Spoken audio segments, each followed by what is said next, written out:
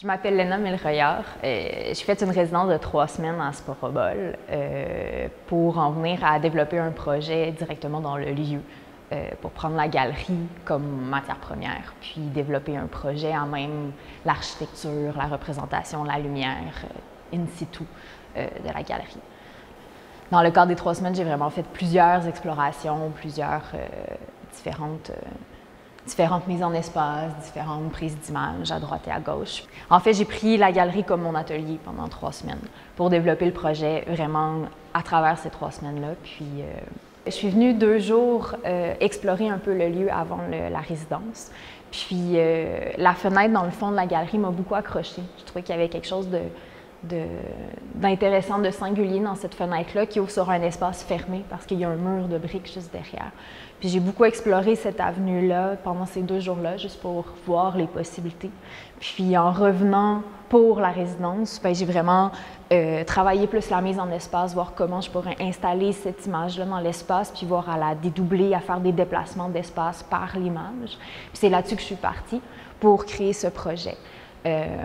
Donc, de travailler sur la photographie comme surface écran qui cache un point de vue mais qui en révèle un autre par le fait même. Donc, ça explique un peu le pourquoi de l'œuvre qui est juste derrière moi. Par la suite, j'ai trouvé intéressant de prendre ce point de vue-là qui est caché par la surface photographique, puis de le reproduire en photo sur les fenêtres extérieures de la galerie pour créer encore un déplacement d'espace. Puis, dans ces explorations-là, j'en suis venue finalement à me questionner s'il n'y avait pas de représentation sur le papier, qu'est-ce qui se passerait. Puis c'est là où j'ai fait différentes explorations pour en venir à développer l'autre portion de l'exposition, où là, c'est vraiment juste le papier même que je déroule et déroule pour en créer un écran.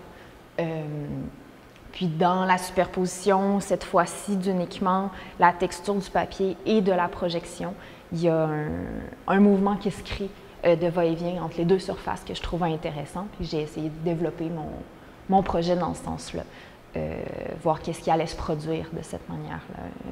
Puis l'utilisation de la colonne est venue finalement d'une manière récurrent aussi dans le projet, ponctuer verticalement l'espace, si on veut. Puis encore une fois, le point de vue caché par la surface ici est déplacé dans la vitrine avant de la galerie pour faire un écho d'espace. Finalement, mon projet est vraiment un peu un développement entre l'espace réel de la galerie, la manière dont autant moi je l'ai habité en étant présente que la personne qui vient visiter la galerie l'habite, puis un parallèle avec l'espace fictif qui est créé par les projections, les photographies.